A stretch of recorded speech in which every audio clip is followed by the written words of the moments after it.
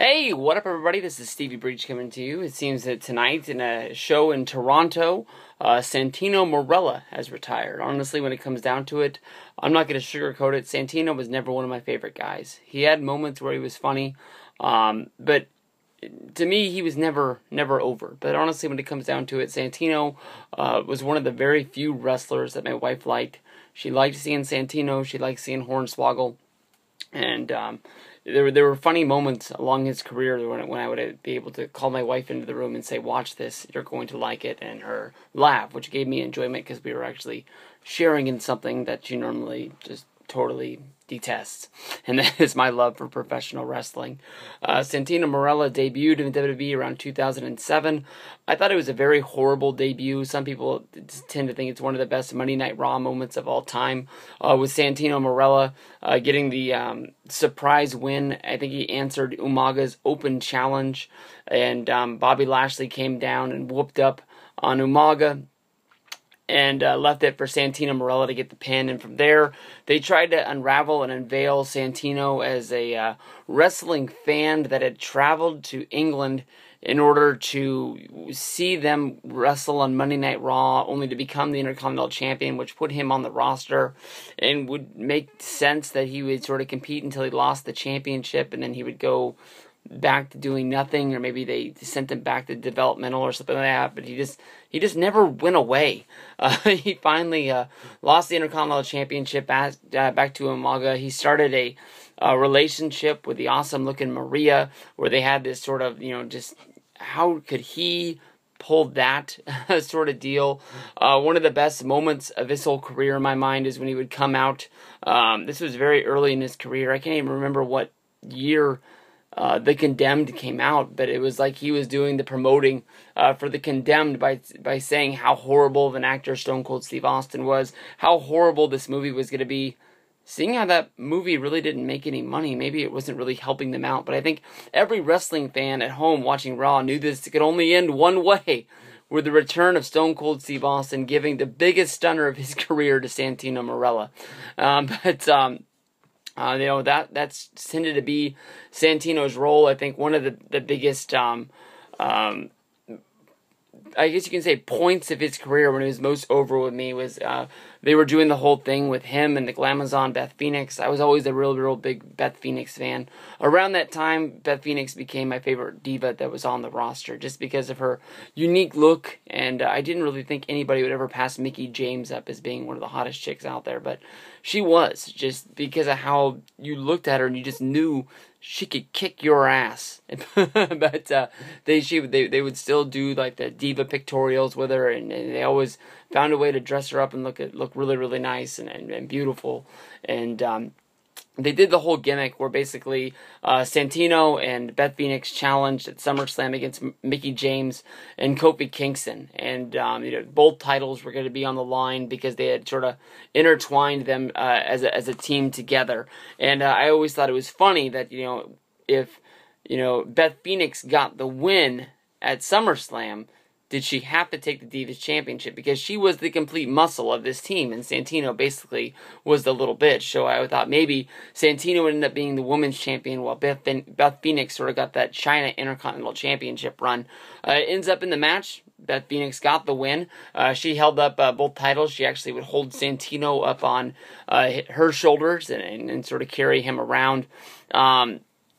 They did their run for a good little while, and after that, to me, honestly, it was all sort of downhill from there. There was points in Santino's career where they tried to make him out to be a big deal. I think it would be like Elimination Chamber 2000, no, I went to 2011. It'd be 2012. We skip all the way to where he actually became he was in the final two between him and Daniel Bryan. Also, you remember the Royal Rumble that Alberto Del Rio won, which would be 2011, I believe, the year before, when I actually thought he was going to be the surprise guy to win. Del Rio had sort of dumped everybody, and Santino jumped back into the ring because he had not been eliminated, sort of like the Shawn Michaels elimination, where Davey Boy thought he had won, only to have Shawn come back in and push Davey Boy off the top rope, and he was celebrating. And I think Davey's music was even playing during, because they sort of geeked everybody out thinking that he'd won, but Shawn only only had one foot touch the floor before he was able to skin the cat back into the ring. Santino, you know, he had the reason why he's retiring is basically because his neck is just shot to shits, and I don't know if this boils down to it happened from the car accident that put him out for a little while. I think that was around 2011. I don't know if that was like the start of this neck injury or what it was, but I know you guys have checked out Ravi, Assault and Battery 777's video. He recently went to Santino's gym, which I believe is in the Toronto area, where he did the night with Ric Flair. So Santino sort of has his future planned out for him. He's going to have this gym where they train in wrestling, and I believe they train in judo as well. You know, they're going to bring people in there. I hope that there's a good business plan and a good business model. As long as they keep bringing guys in like Ric Flair and Bret Hart and do signings at this place, I'm sure that that's going to be a good amount of money and a good amount of exposure for people to go in there. And then you sure once you get people there, you know, you want to be a pro wrestler, you want to sign up to be, you know, be trained and go from there. But you know, I don't want to sugarcoat it.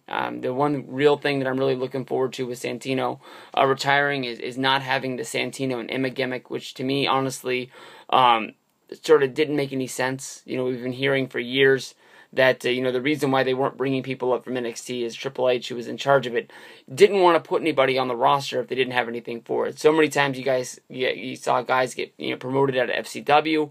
They come out, they make a debut, within 3 weeks they're just lost. And the same thing is done here with Emma. Emma is a great girl.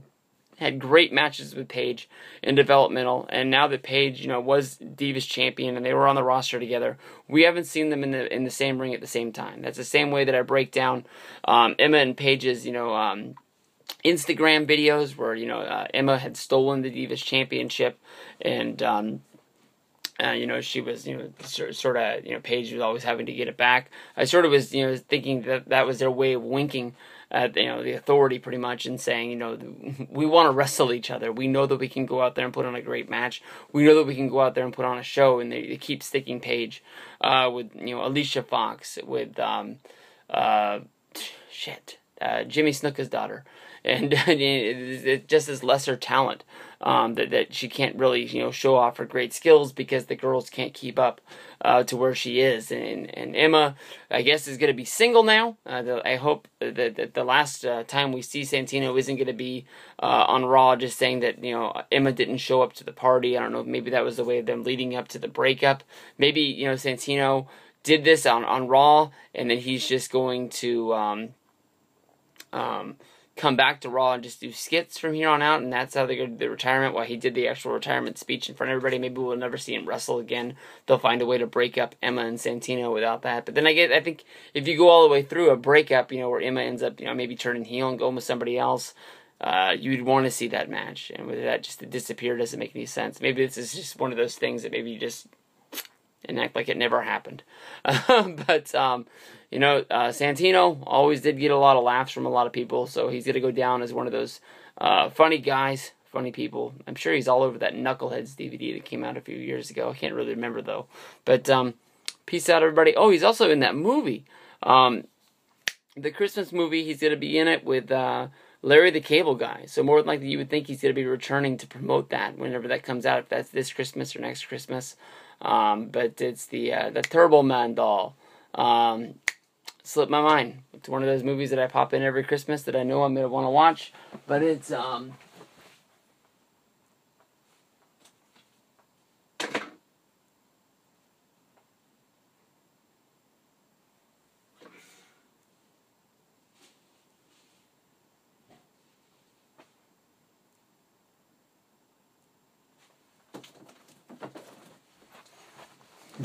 Jingle All the Way 2. That took me a little bit longer than I wanted to do, and I don't think it's worth it if you guys stuck around, so I apologize. Thank you guys, everybody. Peace out.